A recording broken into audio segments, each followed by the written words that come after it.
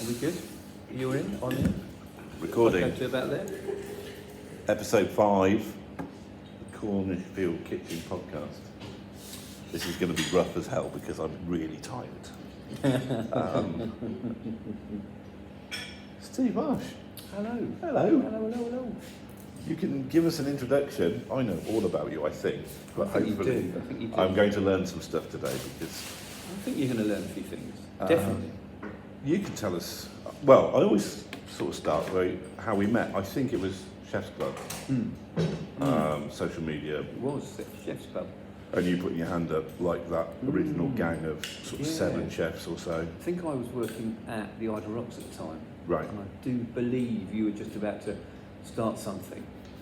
You And we said we'd do a jump in that and in the arena and do a little meal and get involved. And it was, and I just moved to Cornwall really at that point, so it meant I was meeting a lot of new people. Oh, right. Was You haven't been in Cornwall that long? not very long. Well, I've been in Cornwall, but not. I've been on the Isles of Scilly. Right.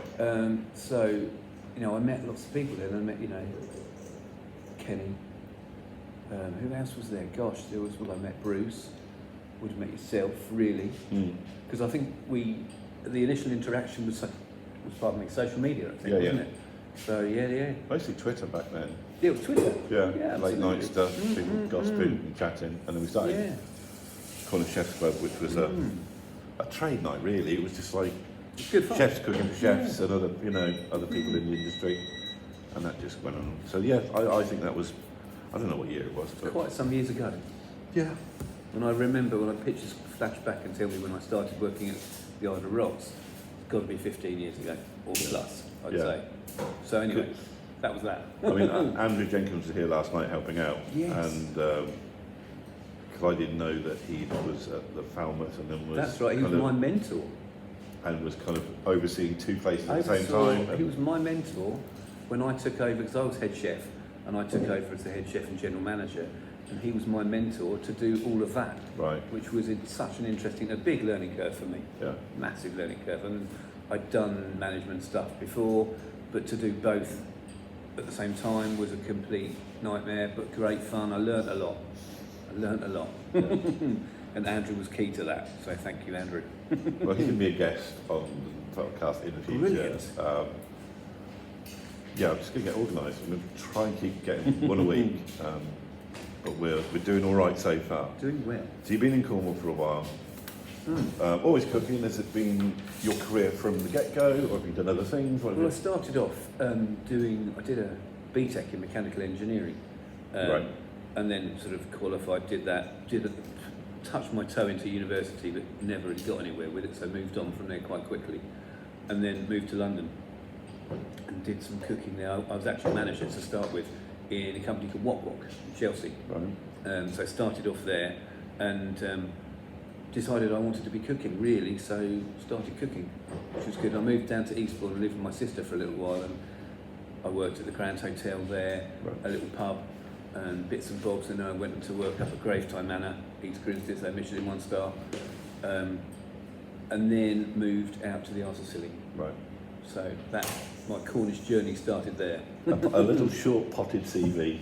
There you go. But that gets you into Cornwall. That gets me to Cornwall. The CV goes on and on and on. Oh, doesn't it just? But we'll start the process. We know who you are roughly now. So you're going to pick an island to be marooned on your own. Where would you like your island to be?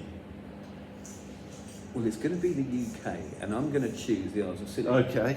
And I'm Because going you've to actually done this. straight out to an island called Samson, which is a little island. There's 5 main islands, but this is a little island just off Tresco and Briar, and there's nothing on it. Right. It's fabulous. So yeah, I'd go there.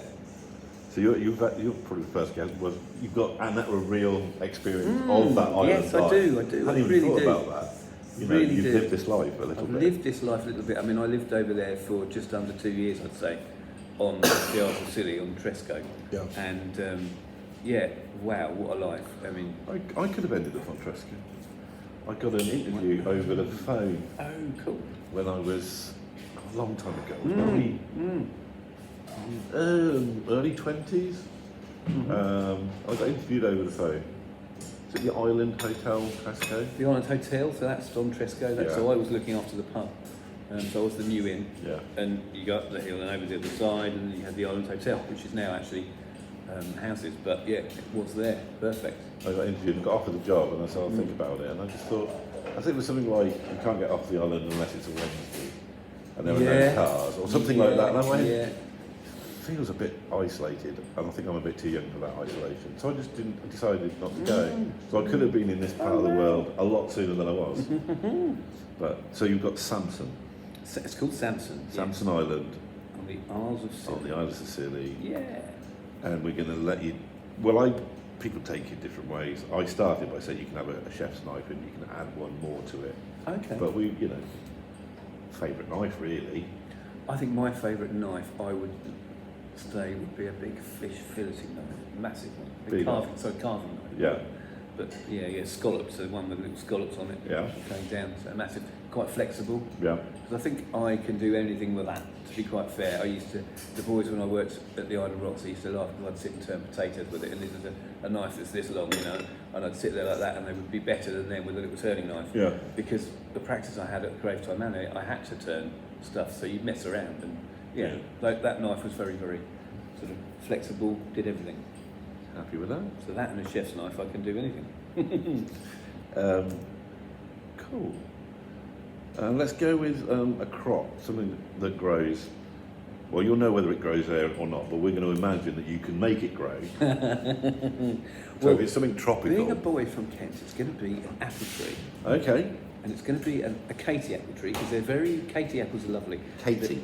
Called Katie. As in K-A-T-Y? Absolutely. They're very similar to a Discovery. Okay. So it's an eating apple, pink flesh inside, beautiful. Really, really nice apple. Yeah. And just for the apples, anything else you're going to do with it? Make your cider out of it? We could make a bit of, Kate, if you go, I think Thatcher's do Katie apple cider now. Oh, right. So you could probably buy that now. But yeah, it is beautiful. So we can make some cider with it. We can make a tart tatin with it. Yeah. We can do all sorts of things with it. Salad, just eat them, really. They're lovely. My favourite thing. Yeah. Animal? Something that's hopping around, walking around that you might be able to... Take with me or to... No, to hunt. To hunt. Hunter-gatherer. Steve Marsh. Gosh. Well, it's going to be a rabbit, isn't it? Rabbit? Yeah, why not? Why not? There are no right answers. There are no wrong answers. But I like rabbit. It's very underused. It's a very nice meat. I've made lots of terrines and bits and bobs with it.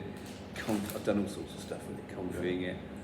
It's in that class of animals that it depends on your point of view. What category? Rabbit to a farmer is vermin. Yeah. It's a pest. Yeah.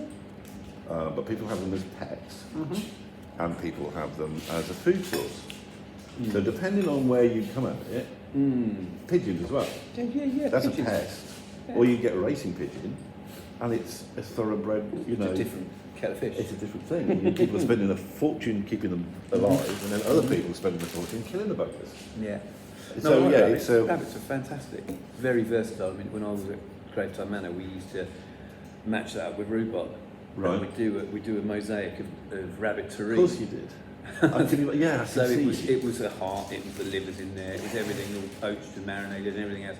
We confied it, we got the loins and we sealed them quickly so they're still pink on the inside. And we literally laid up a mosaic terrine.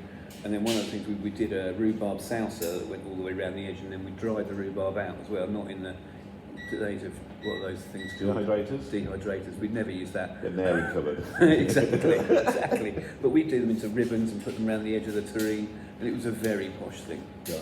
Lovely. So yeah, I like rabbit a lot. And we'd get the rack, and we'd put we dip it into pistachio. You probably couldn't do it for health and safety, but we used to dip it into the fryer. Yeah. It's the only way you're going to cook it all the way through. And this is Michelin 1-star, pop on there, done. It was amazing. So yeah, that terrine was beautiful. So rabbit would definitely be my thing. I like that. First person ever to pick rabbit. Good. Well, something different. Why not? A fish or a seafood, something from the waters. A fish. And again, it doesn't have to actually be in those waters. If you wanted to find something that's gone. Gosh, what would I pick? I mean, it's quite funny because when coming down to Cornwall, fish for me was a new thing. Really was, because obviously I've come from Kent where everybody's into lamb and beef and all red meats. So coming down to Cornwall was my sort of step into fish, into seafood, and I think hake, I think cod. I mean, everyone will talk about mackerel, but they'll flame it and they'll do this and that and the other, or ceviche it or whatever. But I think hake would be good. Hake is a nice fish. Really, it's really one of good. my favourites. There's a lot you can do with it, and I like it. It was, I don't know what it's like now, but it was a cheaper fish that you could actually have on the menu that you knew was affordable. I don't know whether it is now. No, it's not now, but it's, when I probably said this before, if I'm repeating myself. Tough luck. Sorry. When I first came to Cornwall, hake was not a bycatch, but they weren't after it. Yeah. It was, and so it wasn't really looked after that well. And then you go through now and you have hake boats, like Ajax. There's a dedicated hake boat. That's what they're after. So the price has gone up. And when I was working at Margot's before I bought it, in Elaine, I talked to Josh about this a lot. There's sometimes when you're cooking a particular thing, and it has instant memories, and it's the same thing comes back every time you pick up that knife, something like that. Yeah. Every time I cook hake, I remember Elaine, who's the Margot. Yeah. She always described it as a well-behaved fish. Yeah. And because it held its shape, They do. So I can't cook a piece of hake without the back of my mind going, it's a well-behaved fish, this. I mean, we used to do like the catch of the day was always the thing on the menu, wasn't it? And whatever level of cooking you do, be it in a pub or fine dining or whatever, you'd always have the fish of the day, always, because you'd be silly not to. So you'd get a box of fish from the fishmonger, from the fisherman, and whatever you gave, you'd use whatever was more plentiful in that box, and that would be your catch of the day. I always used to use hake for it. It was a fabulous fish to cook. Well, we did hake last night for... Fish and chips. Makes brilliant fish and chips. It's great. I did a classic Margot's, anchovies, garlic, parsley, butter, new potatoes, bit of tense, But it's all about the flavours, isn't it? So if you can get kind of like flavours that go with it nicely, and 2 or 3 elements, hake is a perfect thing. Cool. I mean, I'm not here to agree or disagree, but I like your choice of hake. We're going to go on to like a dry good or a spice or something that survived this shipwreck that you were on that didn't get water off. You've got salt, so because you've got the sea. So if we've got rabbit, okay, you need something to we've go got some rabbit to go with it. I'm going to say ras el hanout. Okay. Because I'm going to say that's a really nice mix of spices, North African kind of Moroccan kind of flavours. You can make some kind of rabbit tagine style thing. Yeah. Would be quite good fun, I think. So ras el hanout would be my thing, and I use it a lot. Well, you go. I like it. There's no better reason. No. Okay. We're rattling through. We are rattling through. But this is the thing. There's no time limit, and there's no. It's very free and easy. I mean, no one's paid to watch this, so it's free. It's not like when I do a demo. I did Falmouth with Dan a couple of weeks ago. Just recently, wasn't and it? I always say, Dan, if there's a problem, just say I'll refund all your money if you didn't like what I saw, because they're not paying to see it. No. It's no big drama. There's no pressure if someone's not, that's how I get through it. I think when you first. But he was really good. Was he good? Did you enjoy it? Oh, he loves it. It's his second one he's done. He's done Truro with me, and then he's done. Thank you. He's done Falmouth. He had made one error of judgment. Okay. Well then, Big Red Grill. It's not a green egg. Oh, the Komodo Joe. Komodo, thingies. yeah. They kind of sponsor it, and there's a big one on stage. Okay. And he had mackerel, but ideally, I think he should have cooked it whole. Oh, It would have did been he better. finish it, did he? But he wanted, Fair he enough. did the skills, and Yeah. Did they But show the knife skills and all of those? well, that kind of carried on with, Annie's. Yes, Who my does the sister. kitchen? Yeah, Yeah, she was yeah. hosting us, Oh, cool. and the spin-off of that was she had a spare spot on the next Saturday's course. Oh, wonderful. Invited Danny along. Oh, how cool. And he So enjoyed that? He had 4-6 hours of, expert instruction. Well, that's great. 'Cause you've got your knife in your hand, your fish, you're You away. know, and 8 different species. That's great. You know, they don't have the Learn a lot. resources at college to do that. No. And in the work environment, you haven't got the time sometimes to teach those skills or the patience. He said it was so nice to be no rush. Yeah, you're doing it in your own time, Yeah. your own space, with no one looking over So, your shoulder. That's fab. yeah. And you're learning. Which And he had a week's holiday, but he still decided, you know, which was good. To We're do not a here to bit big more up Dan, he can get his own bloody YouTube channel. He's Podcasting probably got thing. TikTok nonsense. Anyway, it's all nonsense. Well done, Dan. Yeah, well done, Dan. And we do like a ready, steady cook who will win it. I like, you know, of course he smashes me every time. Of course he is. Little shit. Right, so you've got that. A book. One cookbook. Actually, cookbook. Could I be a know cookbook. exactly what it's going to be. All right, cool. Exactly. You're so decisive. Yeah. Do you find these questions easy?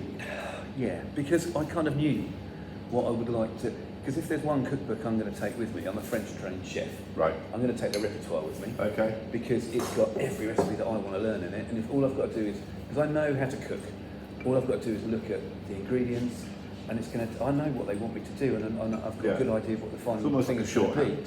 Perfect, exactly that. It's a shorthand. So the repertoire for me is great. I don't need pictures, and I like the history of it. So with that in mind, that's perfect Don't for need me. pictures. I don't need the pictures, I mate. just need the elements of it. Well, I think that's it, though, isn't it? You Well, it's just like- want the elements of the dish, and then you can interpret it how you want. Yeah, and but I think that's what cooking if should you- always be about. It's from the heart, not from a book, from Google, from whatever it might be. Yeah. It's from the heart, cooking, isn't it? So if you just got the I- elements yeah. of the dish, you Of can course. then go with it, can't you? I mean, it's like restaurants. I don't know if they still do it.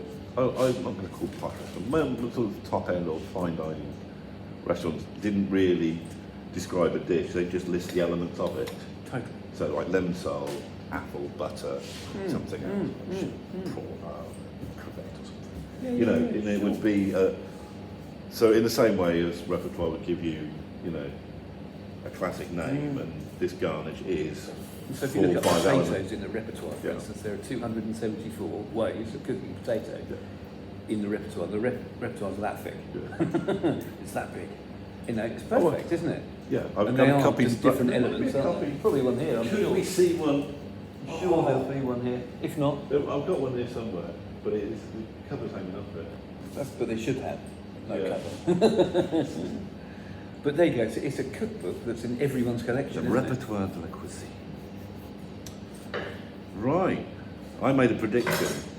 If you're going for music, Cool, yeah, definitely going for music. right, we have this premise that you've got a mobile phone that you can only listen to one track on, or one clip of a movie or whatever. So you've gone for music. I made a Yeah, prediction definitely. here of I know what it's before gonna we be. started, I know what it's going to be. and he's You're bet so me a wrong. Don't billion say it. squillion. I'm not Don't going to say say it. I've got initials here, okay, Right. of the artist. Oh, interesting. But you did bet me a Yeah. squillion bazillion Squillion pound. billion, but we said we went for a sportsman's bet. Yeah, Well, I'm I going to wouldn't say Okay, Roy Ayres. there. See, I was never going You to will get never that. get that. I heard Roy Ayres for the first time in London at the Jazz Cafe in Camden, live. I was probably the only white guy in a room of about 500 black people. Right. And I stood there with my mate, and the music was incredible. Jazz, wow, Right. this is fucking incredible. The guy's got a xylophone, and he's doing this amazing thing. He's died now, which is Right. the one that you all know. The song is Sunshine that everyone talks about. Okay. Everyone loves the Sunshine, but this is the one I'm going to say is one called Poo Poo La La. Poo Poo La La. And when you listen to it, I will do. I will please listen to it because you'll understand him a lot better. See, yeah, this it's- is why it's we incredible. do this. It's incredible. Because A, I'd never have guessed that. That's something for me to go away and listen to, listen 'cause- to. I It mean- might get me into jazz. Poo Poo La La. So basically, it's his version of an argument with his partner. Okay. So when you listen to it, you'll hear all the music going along and his answers and the questions and everything else. And just have a listen, and I think it's really, really interesting. You'll understand when you've heard it. I will. Please I'll listen report to it, back. 'cause you'll love But, so it's Roy Ayres. Roy Ayres. Poo Poo La Poo Poo La. La La. Brilliant. And you'll love it, I promise you now. And it will be your introduction to some another style of music, which will, Yeah. you might enjoy, you might not. We haven't touched on the stuff that we've done in the No. past. Who was your prediction? Oh, Snoop Dogg. Of course it was, because I love Snoop Dogg as Yeah. well. I knew that was going to SD, Snoop Dogg. Great. But we touched on our shared history. Gosh, we've done a lot. So we started at Chef's Club, Mm-hmm. so that was hosting dinners and being guests in other, people's venues and meeting up with chefs on a monthly basis. So that was good. Then we did Chef's charity dinner. That was massive. You did a course. Can't remember what course you did. So I did a pre-dessert, didn't I? Did you? I did it in a little jar, and I I knew. Yes. I got Rodders to help me out. So they do a cream tea in a box. Yeah. And I think they put it on the airlines or something like that. And so this box, I got however many, was it 100 or 60 or whatever it was? It's a lot. It was a lot of boxes. And then we put my little jar in there with a spoon. And of course, being me, I put a business card in it, which you'll remember. I put everything in it. It Yeah. was hilarious. And So what was in the glass? I did peaches, didn't I? So I did a little veloute and some jelly and Right. like 5 or 6 different layers. Right. And then in the jar it had like a top that you had to iron on the tops. I remember ironing. And so we ironed the tops on so I remember. they had to rip the tops off and all of that. Yeah, like a Yeah, that's yogurty it. thing. Exactly, Yeah. like a little yogurt or If whatever. anyone you call got it. an iron, Steve needs to Yeah, Steve iron. needs to iron on 100 tops of his jars. It was quite funny. But So, yeah, we did it that. was great. And the theatre was what I wanted it to be. You know, it was a That's you in a pre. nutshell. I just Something wanted a bit left field, like and putting your business card in. Yeah, put my business card just because I wanted people to know where I work. Who's responsible for this? I want some people to come and eat there now. Well, it's what we do, isn't it? It's marketing, isn't it? Marketing comes the in key. all different ways. Marketing is the key, however you do it. Well, you're the one that's, I think, well, you might correct me, No. but I think you're the one that said you need the right platform. Yeah, Is that what I was told that myself. Yeah, you need the right platform to work from. Is basically Yeah. what I'm saying. You can be as good as you want to be. You can be incredible, but if you don't have the right platform, you'll Yeah. never succeed. So I And did I get was it from told- you. And I was told This that. is my platform. Yeah. This is Josh and George's Yeah, platform. that's We right. found the right place That's it, and to it's, do. It's making to do what you want to do, and it's kind of if you want to be the busiest place in the world, you're going to have to in Cornwall. You're going to find a seafront place that's going to do 500 covers a day. That's your platform. Yeah. And you're throwing it. But and if you want to do fine dining and you want to do what you guys do here, Yeah. you find an area which is nice and peaceful and calm Yeah. that you can. And this is exactly what you've got here, which is perfect. Yeah. And it is about the Yeah, I platform. mean, I've learned some big lessons off you because I did some relief work when you were at Lawn Rock, when you were the general manager. I think my favourite memory of that was having a fire drill with fire drills. Yeah. And I don't know, it's fire drills or fire systems seem to get tested like once a week by hotels, people in kitchens. Just ignore them. Yeah. I think it's going to go off. Yeah. And Max was the head chef. I was just helping out. And the fire alarm went off, and we kind of ignored it. And I wasn't in charge, so I'm not going to take responsibility for this. No. And it wouldn't stop, so I thought, do you know what? I'll go and find out. Because and I walked round to reception, and I think you said, well done, Adrian, you're dead. Because I'd taken so long to anybody to come out of the kitchen. So that was a lesson learned of I remember you over there. That was hilarious because we did a charity thing and I did a fish and chip night. Oh, for fuck's sake! So Yeah. we cooked, I think, 250 fish and chips in one evening over an amount of time for the villagers. And I said to them, you can all come in, I think I gave them a drink, and they paid Well, you for were the fish rebuilding and chips. bridges with Lots the of community. bridges because it was burnt. All the bridges were burnt, weren't they? And With I was the trying to do community. something to help Yeah. them, to be nice to I them. remember that. And you were cooking fish and chips, and the fryer kept cooling down, and you were getting tins and this and that over the top of the fryer to basically warm it back up again, Yeah. so that it could cook more fish. And we did it though. You kept coming in because there you were general I manager. was GM there, that's Yeah, right. so never in whites. No. I have seen you with the dual role in a couple of places, Yeah. which I've always found not difficult to understand, but I kind of understand it. Really difficult. I find that really challenging to be. I really enjoyed it because, and this is where, me being a control freak, I liked it because I had control of the front of the house. I could work out what was going on with them. I knew what was happening. I knew where everyone was and what sections they were doing. And in the kitchen, the menu was written to a standard that I wanted to go out. all the guys in the kitchen knew what they had to do, and I left them alone. I really did. Yeah. I remember at the Isle of Rocks, I'd say to the guys, look, you know, we're going to do. I want you to just come up with 5, 6 fish dishes, 5 or 6 meat dishes. We're going to use them on a rotation through the week. So if you've got terrines to make, you've got this, that, the other. Get on with it. Let's go for it. And every day I'd have different garnishes from the garnish guy on sauce, and we would all write the menu at about lunchtime with what we had ready. Yeah. And it worked. We just got everything together, and I loved that. And so being the GM as well helped.